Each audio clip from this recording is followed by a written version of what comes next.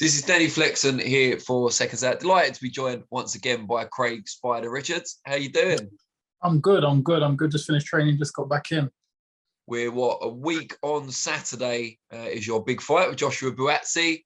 Winner undoubtedly going on to, you would think, a world title challenge, which would be your second, of course. How's camp going, and who have you been kind of working with? Camp's been brilliant. I've been bringing in different sparring partners, different kind of varieties and styles and sizes, just a variation of different sort of people, really. Does the mindset kind of differ? Obviously, you've had a world title challenge before, and we'll talk about that in a bit, but this is kind of a local derby, if you like, both on the fringes of a world level shot, but both from South London. You know, there's got to be a rivalry there as well. Is it a different mindset from going in against someone like Bivol? Yeah, 100%. You know, I always find the domestic clashes there's a bit more to them. Obviously, as everyone knows, I've had a few of those now. I do seem to enjoy it. Obviously, there's a lot on the line. You know, everyone who's got the local bragging rights as well as pushing on in your career. So there's always more at stake. But yeah, it's the same thing. It's just a big night, another big night. Have you been kind of keeping up with whatever he's doing in camp and kind of who he's got coming in for sparring, all that sort of stuff? Or do you just focus only on yourself? I focus on myself. Obviously, I've heard a few of the UK ones have gone out to help him. But yeah, I just focused on me. Obviously, you just hear through the grapevine, people tell you stuff, but it's nothing, it doesn't really matter, to be honest. Who helps him, who goes out there, it's none of my business. I got to just make sure that I just prepare for myself, prepare the best way I can for him for May 21st. And have you been doing anything differently in camp compared to some of your previous fights? Obviously, you're more motivated perhaps than previously ever, but have you been doing anything different tactically or technically in the gym? Yeah, I've done a few things different. I've brought in a few more extra little bits and pieces to help me onto this camp. It's been a good camp, to be fair. Definitely fit, feeling good. Yeah, so yes, always trying to better my camps every camp anyway, regardless whether it's him or next guy at Fringe World or World level, always trying to see where I can improve. Thinking about for the future ahead of future fights and making sure that I'm progressing every camp and every fight. Now, he's the favourite with the bookmakers. I'm assuming you're pretty comfortable with that. You tend to perform at your best when you're the underdog. Yeah, I've been there many times. Jake Paul, Shakan Pitters, Higgins, all these guys, I was the underdogs for all of them. And it didn't really bother me then and all them domestic clashes. And it doesn't really matter whether I'm the favourite or the underdog. It doesn't really matter because it doesn't change the outcome of what the fight will be. And it don't give anyone extra powers. It's just you got to go in there and still do it. If I was 100-1 favourite or whatever, how would the odds work? That doesn't mean that I'm definitely going to win. And if he is, it don't mean he's going to win. We still got to get in there and get the jobs done. How important is the kind of local rivalry aspect? Because you guys have known each other. I'm not saying you're best friends, but you've known each other for a long time. You've come up along not similar paths, but certainly similar time frames. How important is that local bragging rights part of it?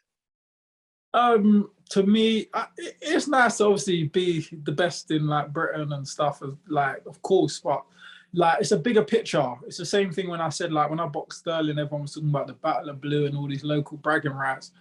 That's not what it's about for me. I'm here to like better my life and better my career. So these sort of fights just push me on to the next stage to make that stuff happen. So it's a bigger, much bigger picture for me. Of course, it's a little part where you get that little local bragging rights. It's great and stuff, but in reality, it's a massive, a much bigger picture than that. Your previous world title shot, as we said, came against Dmitry Bivol, who just got the biggest win of his career on Saturday night against Canelo out in Las Vegas. Were you at all surprised by the outcome? Obviously, you knew and know how good Bivol is. No, I did say the night before, I think I won on TalkSport, and I did say the night before, I think that Bivol, if it goes to points, will win on points, but I said I just don't know if they'll give it to him. But I believe that if it's on a trained eye and anyone looking at it will be like, if this goes the distance, Bivol's going to win this. But I was a bit worried that it's in Vegas, it's Cinco de Mayo, Canelo being a star of boxing right now, he would have to do more than enough and the judges have to be a little bit fair on him for him to get the nod, and I'm glad he did. But even if he lost the 12th round, they would have called it a draw on their scorecard. So I was thinking down the right road. Just lucky enough he won the 12th too. How clearly did you have him ahead? At least 8 rounds, nine to 8 rounds ahead, really. Between that, Like I would say he won about 9, 8 minimum, but I feel like he won by a landslide. Canelo ran out of ideas once he started loading up and he realized that Bivol stayed composed, stuck to his game plan. He didn't know what to do next. Bivol's got a very tight defense. And when you're not able to land as much as you usually are, and you're hitting gloves and arms, you start questioning, what do I do next? And for me, I just kept throwing and trying to do the rock and river effect and hoping in the back end I'll pierce through this, but he got a bit disheartened. What was the key to the success you had? Because I think arguably you won more rounds against Bivol than Canelo did. Certainly not for those judges, but for most people, objective people. Well, even by them judges, I got 114, 115, 113, 115. So even with the Cinco de Mayo judges, I've still got the better judging than him. But I think the difference is that, as I said to people, Bivol's got very good footwork, which I've got good footwork. He's got a very good jab. I've got a good jab. He's very smart and I'm very smart.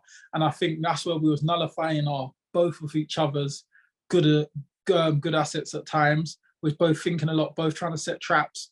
I feel like Canelo wasn't obviously coming in with jabs to nullify. He's not really fast on his feet, like in and out. He closed it down and he closed the ring down well, but he hasn't got like fast in and out feet. And I think that's the difference of the assets that Bivol's got that people underestimate about him. Do you think size has an impact as well? Obviously, you're a light heavyweight for a long time now. I know you moved up at short notice for your first big shot against Buglioni, but since then you've been a light heavyweight. You're obviously very tall as well. Canelo more accustomed to super middle. Yeah, I think it definitely plays a major fact, especially with Bivol's hand speed so quick, good jab. I think like if he's gonna have more range than you with that speed, timing and jab, it's gonna be very difficult to close the distance and go to work with him. Where with me, I've got the range, so I've got just that split second, maybe more than Canelo did. Now, we'll talk a minute about how perception of you may have changed as a result of what happened on Saturday. But do you view yourself any differently? Because you've always been very self-confident, self-assured. But now everyone's seen how good Bivol is and knows how close you pushed him. Do you view yourself at an even higher level? No, I kind of rated Bivol the whole time before, because I'm not the sort of person, because of I pushed him so close. Now I'm going to say, oh, Bivol's not all of that. Because when I called Bivol out for the fight, he had beat 2 world champions within the 24 rounds. They probably won 3 between them. So I know how good he is. Like, they don't hand out world titles. He's beating guys like Joe Smith Jr. nearly every round and Pascal every round, stopping Sullivan Barrera.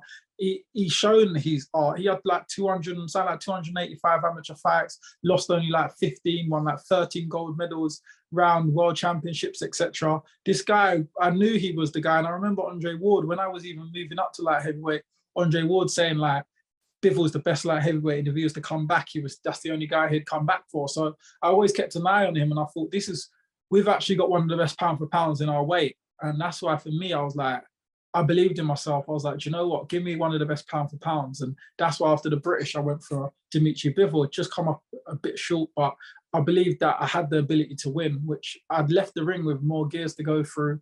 And it's funny because like people know nothing about boxing will be like, oh, well, I felt like Bivol won most of the fight, or Bivol didn't go through the gears. I'm like, well, if Bivol didn't go through the gears with me, why was he tied in 10, 11, and 12 and marked up? But with Canelo, he finished strong 10, 11, and 12. And people were like, oh, but maybe he didn't need to go through the gears. But when he was winning every round against Joe Smith Jr., he went through the gears 11th and 12, nearly stopped him. When he won every single round against Sullivan Barrera, he stopped him in the 12th. So clearly, how could you say that he didn't go through the gears when he was tired at the end of the fight with me and was marked up, and I won all the back end of the fight? So yeah, just critics are always going to try to put me down, but I deal with it. It's part of the sport. You got to be thick-skinned and just believe in yourself and keep moving forward. Have you noticed that kind of wider perception of you start to change now? Maybe not among the less educated ones, but just generally among the fan base. Now they've seen what Bivol's done on the big stage.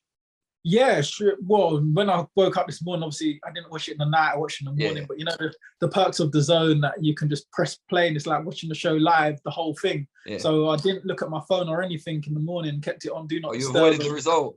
Avoided the results, set off notifications off. So I put the phone to the side, straight to the TV, watched it. So I didn't know what had happened. So I watched it like I was watching it live, and I was like, oh wow. And obviously by the time then, in the morning, I'd open my phone, thousands of messages, people saying, shows how good you are, shows how good you are. And it then showed me the perception of everyone who knows about boxing, then changed to understand how good my performance probably was to them after they saw how Canelo performed against him. Where do you put Bivol now on the pound for pound list? And do you still have Canelo up there in the pound for pound list, as you know, most of his best wins have come at lower weights? He is a pound for pound great. I think the blueprint is a bit shown now of how people will know how to beat him with him loading up and just, you know, staying composed and stuff. But I'd still say it's a pound for pound great, because I'll never like discredit everything someone's done before once they take a loss. Like, a lot of people are quick to like clear someone's whole CV once the one person beats them, which is a bit unfair. But Bivol was like top pound for pound, like people were saying he was top 10, top 5 before the fight with me. And I feel like because I came from British level and pushed him so close, people then wiped him off the pound for pound. Yeah. They never really said, oh, Craig was better than we thought. They just said Bivol must not be all that. You got the bad side of it, yeah. Yeah, he got the bad side, but then now he's going to beat the pound for pound #1. I'm sure people are going to put him back in the pound for pound list. But I don't know where I'd rank him, but I think he deserves the top 10 spot. If you beat the #1, you've got to at least be in a top 10 spot, I think. Longer term, is that what you're aiming for? A rematch with him because it's a world title shot and you get to avenge the defeat? Or is it Beterbiev because he could have more belts once you get to that point? Well, I eventually want to win all the belts. That's my ambition in boxing. I want to win all the belts, and I want to prove that how good I can be.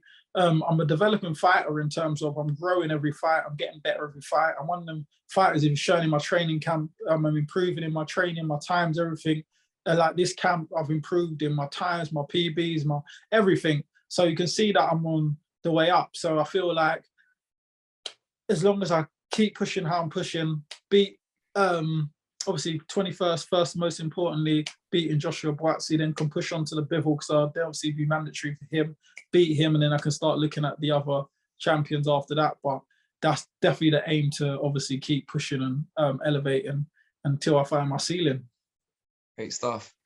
Really, really appreciate your time. Obviously, it's a crucial camp for you, so I appreciate you finding a window. And I will see you in fight week. See you in fight week. Good speaking to you as always. Take care, mate. Speak soon. Bye.